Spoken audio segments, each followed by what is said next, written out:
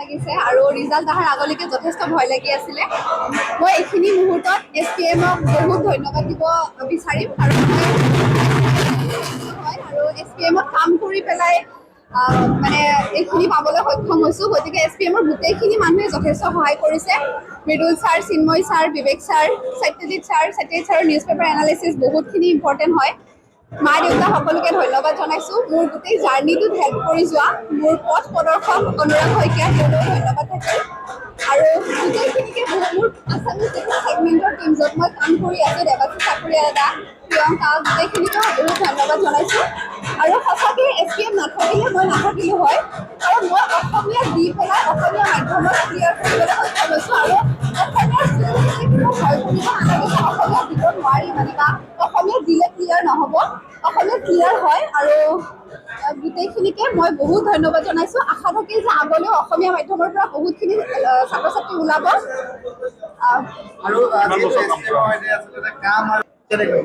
মই যিহেতু অসমীয়া ছেগমেণ্টত কাম কৰি আছিলোঁ, মানে আছামিজ কণ্টেণ্টখিনি মই ট্ৰান্সলেট কৰিব লাগে, গতিকে বহুতখিনি ইজি হৈ গৈছিলে অসমীয়াত দিয়াটো মোৰ কাৰণে।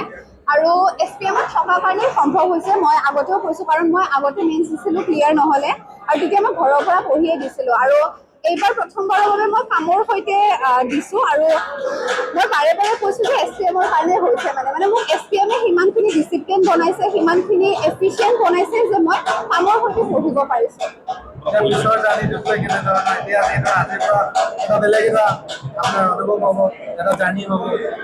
হয়, সেইটোৰ বিষয়ে ভাবি কিছু ভয় লাগিছে, কাৰণ নতুন জাৰ্ণি এটা কি হ'ব। কিন্তু ভগৱানৰ পৰা আশীষ বিচাৰিছোঁ, আপোনালোকৰ পৰা আশীৰ্বাদ বিচাৰিছোঁ যাতে ৰাইজৰ হকে কাম কৰি যাব পাৰোঁ, ভাল কৰি যাব পাৰোঁ। আৰু আনন্দৰ দিন, আমি বহুত বেছি আনন্দিত। এতিয়াও আমাৰ আৰু মানে ৰিজাল্টখিনি চাই থকা হৈছে। নিহাৰে প্ৰথম স্থান পাবলৈ সক্ষম হৈছে। মানে SPMৰ কাৰণে নিজৰ ঘৰৰ পৰিয়ালৰ লগতে SPMৰ কাৰণেও নিহাৰে গৌৰৱ কঢ়িয়াই আনিছে। তেখেতে ৱৰ্কিং প্ৰফেচনেল বেটছ, আমাৰ ফাউণ্ডেশ্যন ৱৰ্কিং প্ৰফেচনেল বেটছৰ।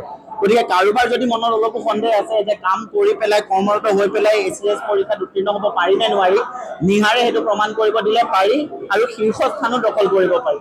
গতিকে এজন বিশেষ ব্যক্তি, বিশেষ মানে এই ৰিজাল্টটো বিশেষ বুলি এইকাৰণে কৈছোঁ, কাৰণ কাম কৰি কৰ্মৰত হৈ তেওঁ তাৰ লগতে পঢ়াটো চলাই গৈছে আৰু তাৰপিছত শীৰ্ষস্থান দখল কৰিবলৈ সক্ষম হৈছে। আনহাতে জেচমিন, তেওঁ অসমীয়া মাধ্যমত, বহুতো ছাত্ৰ ছাত্ৰীৰ মনত এইটো ডাউট থাকে যে অসমীয়া মাধ্যমত লিখিলে পৰীক্ষাটো ক্লিয়াৰ হ'ব নে নহয়। তাই অসমীয়া মাধ্যমত লিখি পেলাই তেখেতে APS ৰেংক 6 পাবলৈ সক্ষম হৈছে। তেওঁ কাম কৰি আছিলে, 10-12 ঘণ্টা কাম কৰে, তেওঁ SPMৰ লগত জড়িত হৈ আছিলে, আৰু তাৰ পিছতো তেখেতে APS 6 ৰেংক আনিবলৈ সক্ষম হৈছে। গতিকে এই দুয়োগৰাকী বিশেষ ব্যক্তি, আৰু এনেকে সকলোৰে এটা মানে ষ্ট্ৰাগল আছে, কাহিনী আছে। আজি এই দিনটো সকলোৰে কাৰণে খুব এটা মানে কি ক'ম, এটা বিশেষ দিন। গতিকে মই কওঁ যে সকলোৱে আনন্দ কৰক। তেওঁলোকৰ কষ্ট, তেওঁলোকৰ যিটো মানে অধ্যাৱসায়, আজি তেওঁলোকে তাৰ ফলাফল পাইছে। মই বহুত সুখী, আৰু হয়তো শব্দৰে ব্যক্ত কৰা কঠিন হ'ব আজি কিমান ভাল লাগিছে মোৰ। বাকী তেওঁলোক দুজনক আপোনালোকে তেওঁলোকৰ এয়াটো সোধক। বাকী মইতো আৰু মানে বহুত সুখী আছোঁ। Thank U.